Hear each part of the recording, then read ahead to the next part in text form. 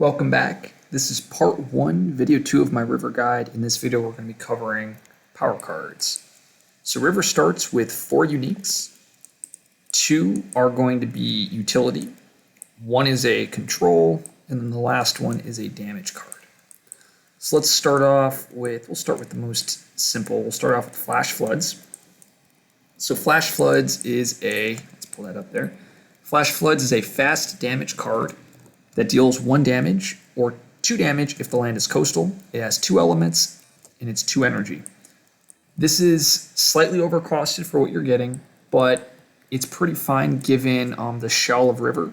I wish it had a third secondary element. It being only 2 elements means that this is a card that we're going to forget if we can, or try to not play it if we can. Why is this card useful?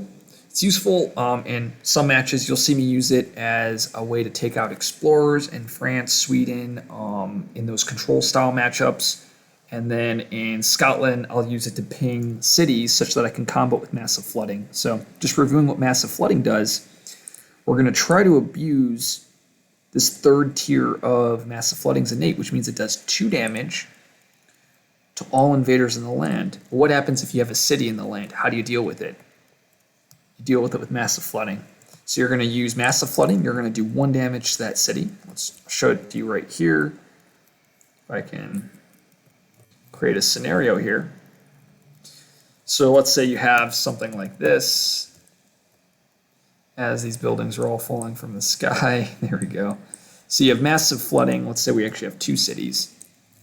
You ping each city for 1 damage, and then in the slow, you do 2 damage to everything, killing everything. And just reviewing, I did 2 damage here because this is a coastal land. If this was not coastal, so for instance, if it was an inland land, right over here, you would only do 1 damage, and this 1 city would be left at the end. All right, so moving on to the next power card is River's Bounty. This is going to be one of your utility cards, and this is actually my favorite card out of River's cards. There's just something about making Dahan that's just really fun. There's very few cards that can do this effect. So the fact that River gets to start with one of these cards is pretty awesome. It is 0 range. I talked about this in the previous video, and I had mentioned that you're going to use this River's Bounty card in the slow to help enable or to help create a sacred site in the slow such that you can do massive flooding. So what do I mean by that? So let's look at the board here. I'm just going to create a little example. So we start there. So we actually start on D3. We're going to do something like this. So because we're playing travel, I'm going to move 2 Dahan amongst my lands in the growth phase. So I'm going to choose to move this Dahan from D2 to D5. And let's say I have played River's Bounty on turn 1. After invaders act, I'm going to gather these 2 Dahan into my D5 using River's Bounty. I'm then going to create a Dahan. I'm going to gain an energy, and then that becomes a sacred site. So now I'm able to use this for my massive flooding. I really like, and this is why I really like travel versus base, because base is heavily reliant on the board selection you pick. Travel, and the board select, what I mean by that is because it's very reliant on your wetlands and where your wetlands are. So like board D is kind of nice because your wetlands are adjacent to pretty much everything.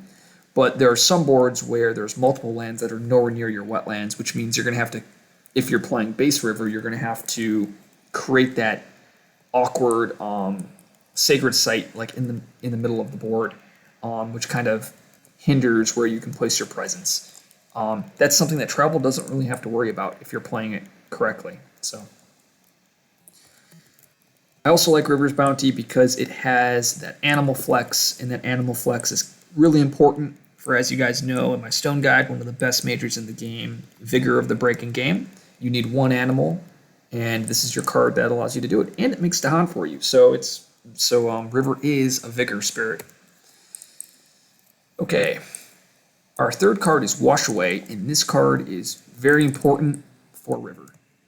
It's a slow push 3 explorers/towns at 1 range, and this is so important for River's playstyle, and I'll show you why.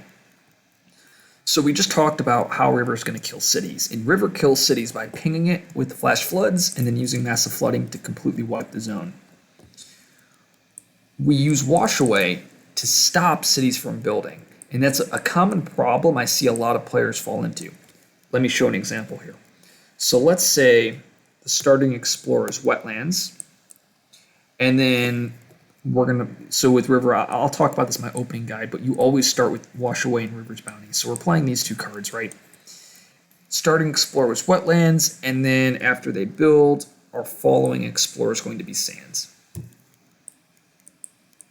And let's just say I have 5 Dahan here, just like let's say we did River's Bounty, we did that move. So what a lot of players do with Wash Away is they love to stop Blight, because Blight is very scary. When that's not how Wash Away should be used. Wash Away should be used to stop the city build. So in this case, instead of stopping one of these blights that's going to pop up, it's more important to stop the city build here, because you want to know what? This is going to blight anyway. So why not instead stop the city build and then take the blight here? Because no matter what you're taking the blight, the difference is, do you stop the city or do you not? And that's something you'll see me do that a lot in my playthrough videos. It's more important to stop the city build. All right, that's what Wash Away does.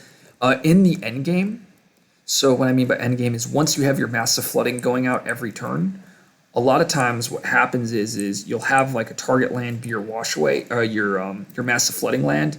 So like let's say like this is your massive flooding land here, right? Oh, let's wait for the buildings to fall down. There they go. Okay. So your massive flooding is going to be here on D7. Well, you're going to use, and let's just say they just explored wetlands now, right? So it's like this. A lot of times you'll use Wash Away to stop a build, and then you'll push that into your massive flooding land to have that land get wiped out. So it's basically a 1-2 punch, Wash Away plus your massive flooding. Okay, and the very last power card here is Bunda Vigor, and this is your I believe this is your best River card, and it's not because of this top part. It's because of this bottom part. It says if you target another spirit, they gain 1 energy per power card they played this turn, and this enables so many different strategies. Imagine if you're playing with a lure player that only has 1 energy a turn, but is playing 3 to 4 cards. This could give them 4 turns worth of energy. Or maybe you're playing with Fangs or Lightning or whatever. This card is a combo card, and it's why I rate River so high up on my tier list. This card alone can break the game, and it's very, like, River having this tool so important in enabling many combos. Okay, so we covered all of River's uniques. Oh, so the last thing, and this is one of the weaknesses, you guys got to see me play Stone and see how overpowered Stone is. River doesn't have that luxury. So what I mean by that is, if you look at the elements spread across River's cards, and you're not drafting many cards in the early game, and you're really tight on energy, you won't be able to pay for many events, if at all. And Stone kind of just gets to discard any cards and just pay for anything they want, and they don't have to worry about it. River, you can't do that. Most notably, Moon events and Air events. These 2 events, new species spread is Moon, and your Air event is Rising Interest. Here, let me pull those out. Rising. Maybe if I. Don't know why it's not there. Well, I wonder if here's new species.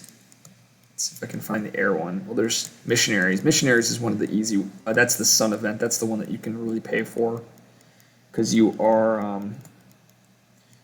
a Sun Spirit. Don't know why it's not coming up. Luckily, though, because you're water, you can easily pay for Years of Little Rain. That's a good one. Here it is. So both New Species Spread and Rising Interest are pretty rough events if you don't pay for them, and you don't have any tools available to pay for these cards. So Rising Interest, this allows you to destroy a Fear card on the Fear deck, but if you don't, you lose a card on your Invader stage deck. And then new species spread. If you don't pay for it, it's just sometimes it's a blight, but the fact is it goes back in the invader deck, and that's a bigger problem. So your elements, you're pretty much just sun and water, and those events are events you want to pay for. So it's nice that you can afford those, but losing Moon Air is pretty painful. What else? Okay, majors. Most of the time, you're not going to be going majors on river, and that's just because we will enter a reclaim loop like this. I'll explain this more in the next video, but you're never really going to have energy to play majors unless you're in solo and you're targeting yourself with Bunda Vigor. Because you should pretty much never be targeting yourself with Bunda Vigor. There are some like fringe cases where you need to, but most of the time you should be giving this out to somebody, because giving someone 4 energy is better than giving yourself 1, especially when you just reclaim loop and play the same cards over and over again. So majors, I'm not going to talk about majors really.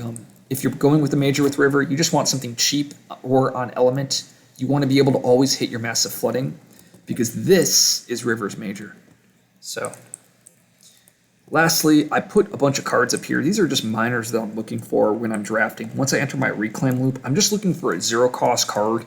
I'm just showing you some. We have Sap, Nature's Resilience, just 0-cost cards, Call to Guard, Strong and Constant Currents. You have your Sky Stretch. Now that's a 1-cost, but there are some 1-costs that you want.